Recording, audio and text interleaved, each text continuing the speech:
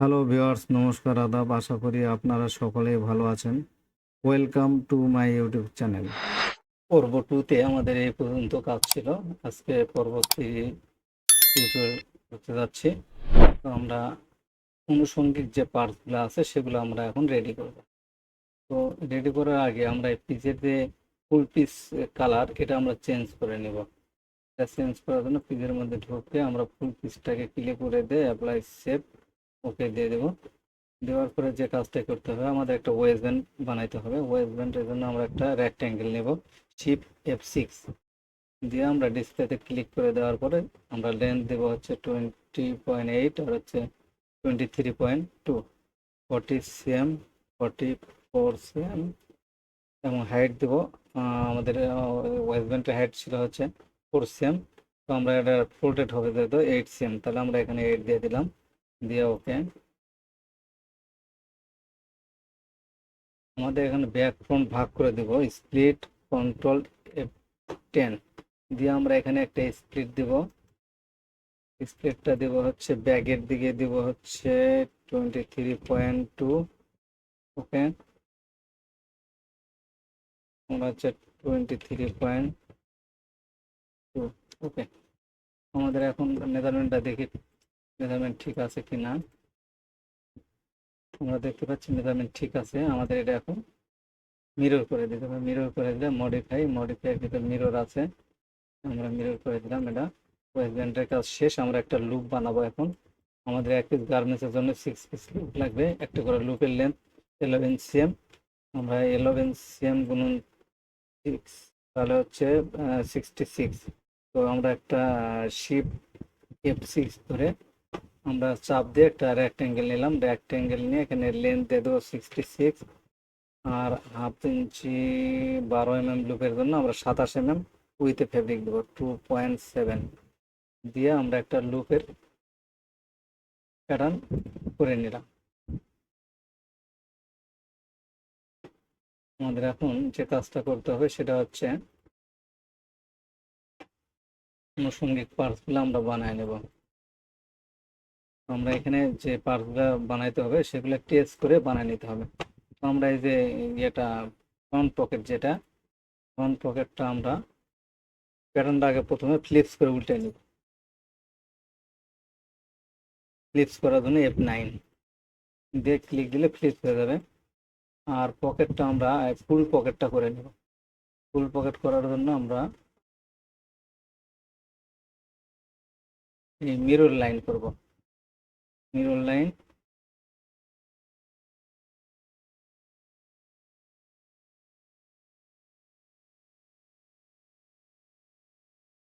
মাঝখানে লাইনে ক্লিক দিলে আমাদের লাইনটা মিরর হয়ে গেছে।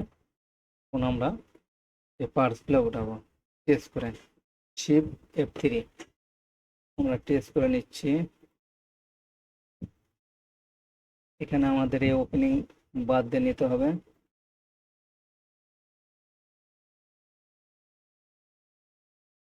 ওকে, মাঝখানে লাইনটা নিয়ে নিলাম। আমাদের এখানে পকেটের প্যাটার্নটা উঠে গেছে। ওকে, এখন আমরা উঠাবো হচ্ছে পেসিংটা, বড় পেসিংটা উঠাবো। ওকে, আমি যে সব লাইনগুলো চাচ্ছিলাম সেই লাইনগুলো নিলে লাইনের উপর ক্লিক করে লাইনগুলো লাল করে দিয়ে এই লাইনটাও দরকার। এই লাইনটা উঠে গেছে। আমাদের পেসিংটা কমপ্লিট। এখন আমরা রিং পেসিংটা উঠাবো আর একবার। ওকে দেওয়ার পরে আবার ক্লিক ক্লিক ক্লিক, এই রিং পেসিং আমাদের রিং পেসিং উঠে গেছে। এখন এই যে কয়েন পকেটটা উঠে দেবে আবার। ওকে দেওয়ার পর কয়েন পকেট টেস, কয়েন পকেট হয়ে গেছে আমাদের। আমাদের পকেট উঠানো কাজ শেষ। পকেট পেসিং যা প্রয়োজন এগুলা কিন্তু আমাদের হয়ে গেছে। এখন এই এক্সট্রা লাইনগুলো আমরা ডিলিট দিয়ে দেবো কন্ট্রোল F1 দিয়ে। ডিলিট। এটার জন্য আমরা মডিফাই যাব। মডিফাই গিয়ে স্প্লিটে ক্লিক করে দেও অনলি লাইন। অনলাইন লাইন দেওয়ার পরে এখানে যে টিক চিহ্ন দেওয়া আছে, এখানে টিকটা যদি আমরা উঠে দিই তাহলে আমাদের কোনো যে পিসটা কাটবো সেটাও থাকবে, অরিজিনাল যেটা সেটাও থাকবে। আমরা যদি না চাই যে অরিজিনাল পিস আমাদের দরকার নেই, কেটে দেবো একবারে, তাহলে এখানে টিক চিহ্ন দিয়ে দিলে বেটার। তো আমরা এখন এই অরিজিনাল পিসের এখানে কেটে আমরা 2 খণ্ড করে নিচ্ছি। এই পিসটা আমাদের দরকার নেই, কিন্তু আমাদের যেটুক দরকার সেটুক আমাদের এখানে রয়ে গেছে, এটা আমাদের দরকার নেই, এটা বাদ। আমরা আবার ওই মডিফায়ার ভিতর ঢুকে স্প্লিট লাইন আমরা এই শেপের এখানে কেটে দেব। এখানে কিন্তু কাটিং শেষ, এটা আমাদের হয়ে গেছে। আমাদের এখন ব্যাকটা দরকার। আমরা একবারে কেটে দিতে পারতাম, কিন্তু আমরা বোঝানোর জন্য এটা এভাবে দিচ্ছি। এখানে আমাদের কাটা দরকার, এখানেও কাটা দরকার, এটা হচ্ছে ইউ। আমরা এটা কেটে দিলাম, ওয়েস্ট ব্যান্ডটা আমরা বাদ দিয়ে দিলাম। আমরা এখন ইউকটা রেখে দিলাম। তাহলে আমাদের যা প্রয়োজন সব পার্টসই কিন্তু আমরা পেয়ে গেছি। এখন আমরা এই পার্টসের মধ্যে সুইং অ্যালাউন্স দেব।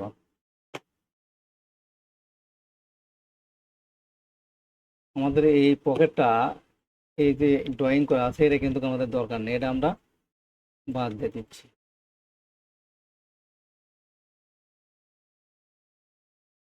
আমাদের দরকার নেই।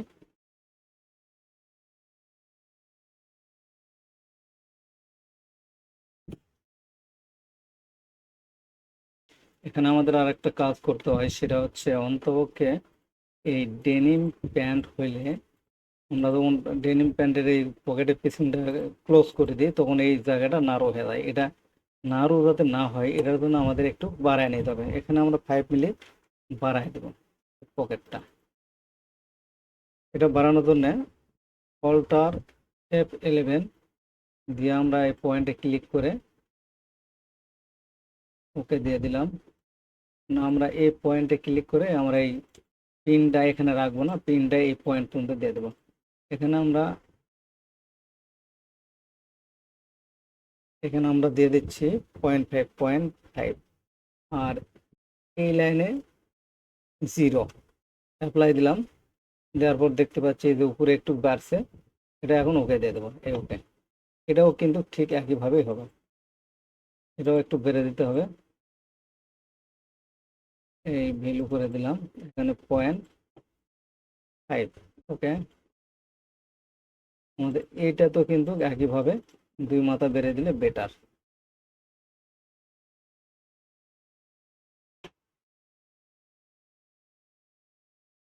0.5। ওকে, আমাদের এখানে যে কাজটা ছিল সেটা কিন্তু আমরা করে দিছি। আমরা এখানে যেখানে এসে পকেটটা টাক হবে, এখানে কিন্তু কিছুই করতে হবে না, এখানে ওই অবস্থায় থাকবে। এই পকেটটা এখানে লুজ করে টাক দিবে এবার জন্য। বড় অংশ যেটা, এটা এই দিকে নিয়ে এসে এর সাথে টাক দিয়ে দিবে, তাহলে এই জায়গাটা একটু লুজ থাকবে, তাতে পকেটটা সুন্দর মতো বসবে। আমাদের এখন এই পকেটগুলোতে অ্যালাউন্স দিতে হবে। সুইং অ্যালাউন্স, যেটা সুইং অ্যালাউন্স দেবো আমরা, এটা আমরা প্রথমে সব জায়গাতে 1/2 ইঞ্চি করে অ্যালাউন্স দিয়ে নেব। তারপরে যেখানে ডিফারেন্ট অ্যালাউন্স লাগে সেখানে ডিফারেন্ট অ্যালাউন্স দেব। আমরা এখন সুইং অ্যালাউন্সের মধ্যে চলে যাই, শিফট F7।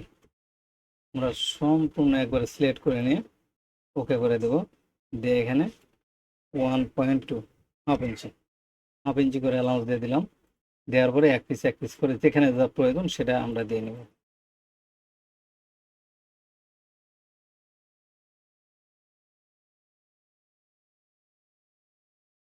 আমাদের এই পকেটে এই ওপেনিংয়ে শুধুমাত্র 9 mm অ্যালাউন্স প্রয়োজন। অ্যালাউন্সটা ঠিক করে নিচ্ছি, এখানে আমাদের 9 mm দিলে চলবে, 0.9। তারপরে হচ্ছে আমাদের এই প্লাইয়ের সব সাইডে 9 mm, 0.9। ফন রাইজে আমাদের 0.9। আমাদের এই পিসিংয়ে 0.9, এখানেও দেবো, এখানেও দেবো 0.9। এখানে দিতে হবে না, এখানে ওভারলক যেহেতু, এখানে 0.9। এখানে বাদ, এখানে অ্যালাউন্স লাগবে না। তারপরে এখানে কত আছে, এখানে 0.9, ঠিক আছে। আমাদের এটা কমপ্লিট, এটা কমপ্লিট, এটা কমপ্লিট। এখানে অ্যালাউন্স দিতে হবে। এখানে হচ্ছে 9 mm ভাঙ্গে 9 mm স্টিচ, তার মানে নিডল টু নিডল 6 mm। এখানে 9 to 9, এখানে হচ্ছে 18 mm। শিপ F7 1.8। এখানে আমাদের এটা শেষ। এখানে আমাদের এই অ্যালাউন্সটা লাগবে না, নিচে ফেসিং এ যেহেতু ওভারলক, এটা লাগবে না। শিপ F7 দিয়ে এখানে এই অ্যালাউন্সটা আমরা রিমুভ করে দিচ্ছি। এখানে অ্যালাউন্স প্রয়োজন নেই, যেহেতু ওভারলকের গার্মেন্টস।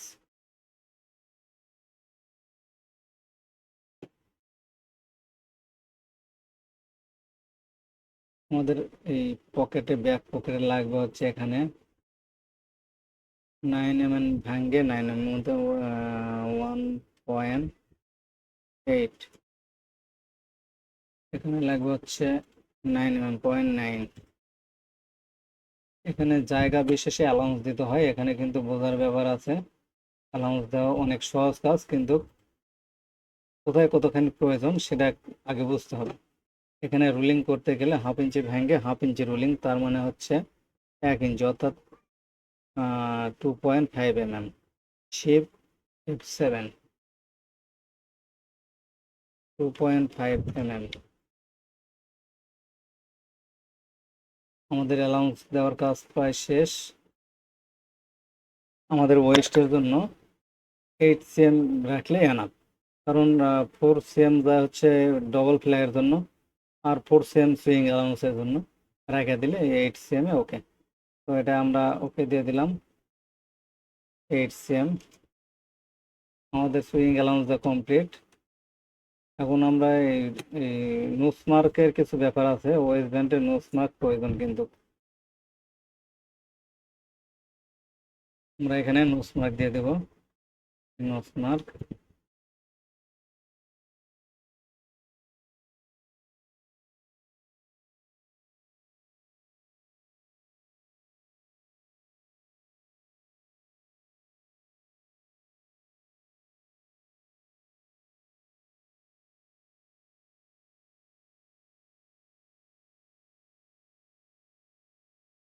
আমাদের সব কাজ কমপ্লিট। হচ্ছে এই সুইং অ্যালাউন্সটা আমরা এই ইন্টারনাল লাইনের ভিতরে ঢুকাই দেবো। আমরা এই সেভে ক্লিক করে দিলাম। তো এটার স্টাইল নাম্বারটা হচ্ছে আমরা লিখবো এভাবে, যেহেতু 5 পকেট প্যান্ট, আমরা প্রথমে লাগবো P,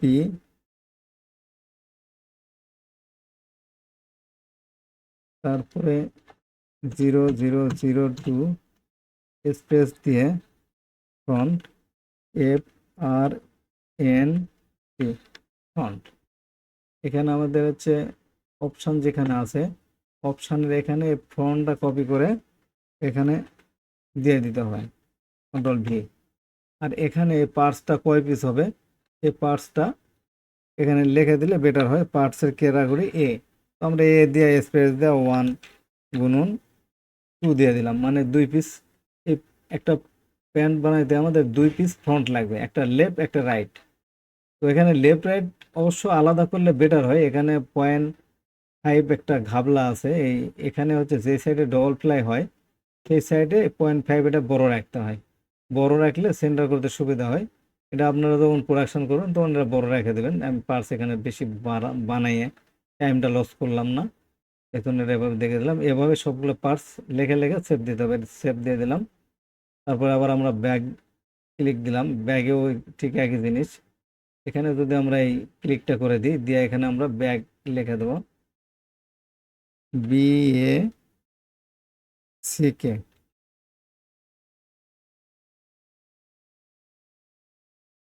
ব্যাগ লেখার পরে আমরা এই ব্যাগটা কপি করে Ctrl+C, এখানে নিয়ে দিয়ে দেবো Ctrl+V।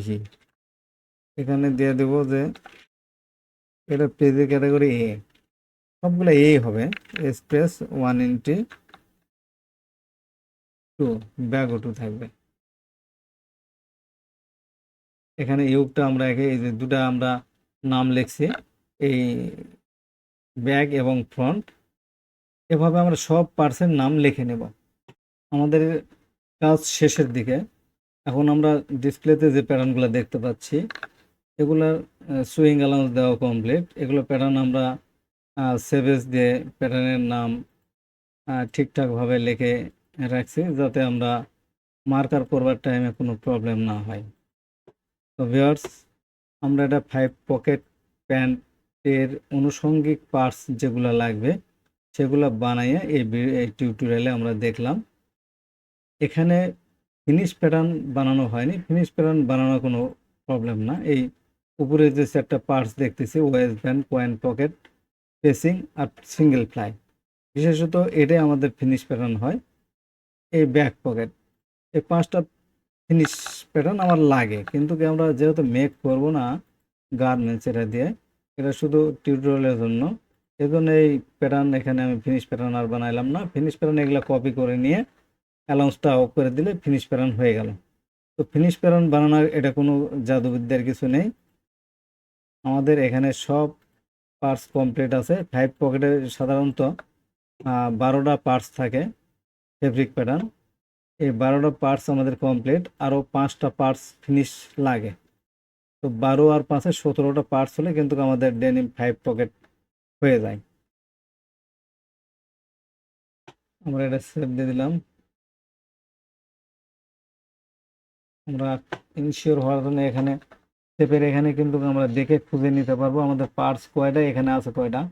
এটা কিন্তু একটা ইম্পর্টেন্ট জিনিস, নতুনদের জন্য বলছি। কারণ এখানে পার্টস যদি আপনি না থাকে, বা একটা পার্টস মানে দুইটা পার্টসের নাম একই রকম হয়ে গেছে, তখন কিন্তু সেই পার্টসটা আর খুঁজে পাবেন না। এখানে কিন্তু ওই যে পার্টস একটা লেখা থাকবে, আপনি দুটার মধ্যে একই নাম লিখছেন, যেটা লাস্টে লিখছেন সেইটাই পার্টস থাকবে, বাকি আগে যেটা লিখছেন সেটা থাকবে না। স্টোরেজে কিন্তু আপনি খুঁজবেন যে পার্টস বানাইলাম গেল কই।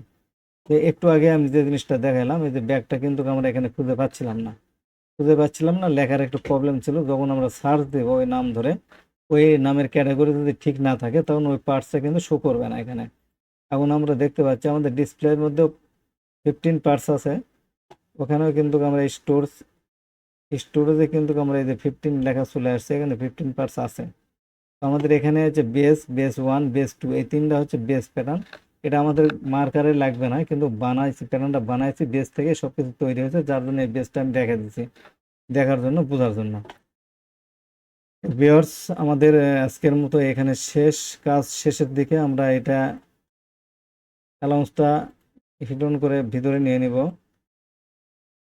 অ্যালাউন্স ভিতরে নেওয়ার জন্য আমাদের যে কাজটা করতে হবে সেটা হচ্ছে শিফট F8, সবগুলো পার্টস একসাথে সিলেক্ট করে ওকে দিয়ে দেবো।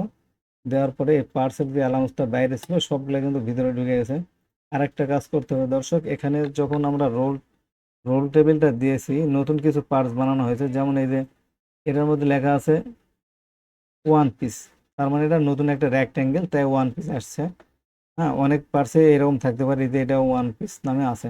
তো এটার জন্য আমাদের কি করতে হবে, এই রোল টেবিলটা আবার আমরা এখানে দিয়ে দেবো। তো রোল টেবিল দেওয়ার জন্য আমরা গেডিংয়ের মধ্যে ঢুকতে হবে। গেডিংয়ের মধ্যে ঢুকে অ্যাসাইন রোল টেবিল, এই অ্যাসাইন রোল টেবিল একটা পিসের উপর ক্লিক করে অল, রাইট বাটন অল দেওয়ার পর সবগুলো লাল হয়ে গেছে। এখন আমরা রাইট বাটন ওকে দিয়ে দেবো। দেওয়ার পর এখানে যে রোল টেবিলটা আছে 28 থেকে 38, মাঝখানে যে সাইজটা এটা হচ্ছে স্যাম্পল সাইজ 32। আমরা 32 সাইজের প্যাটার্ন করতেছি, এই 32 সাইজ আমরা ওকে দিয়ে দিলাম। এখন আমরা দেখবো যে সবগুলো সাইজে কিন্তু 32 সাইজ চলে আসে সবগুলোর মধ্যে। এখন আমাদের এই প্যাটার্নটা গ্রেডিং করার উপযুক্ত হয়েছে। তো ভিউয়ার্স, আমরা আরেকটা টিউটোরিয়ালে গ্রেডিংটা দেখাবো। আজকের মতো এই পর্যন্তই শেষ। আপনারা আমার চ্যানেলে নতুন হলে সাবস্ক্রাইব করে সঙ্গে থাকা বেল বাটনটি অল করে দেবেন, যাতে যে কোনো ভিডিও আপলোড করার পরে যেন আপনাদের কাছে নোটিফিকেশনটা পৌঁছে যায়। পরের ভিডিওতে দেখব আমরা গ্রেডিং এবং মার্কার কিভাবে করে। তো ঠিক আছে ভিউয়ার্স, ধন্যবাদ, আবার দেখা হবে পরের ভিডিওতে।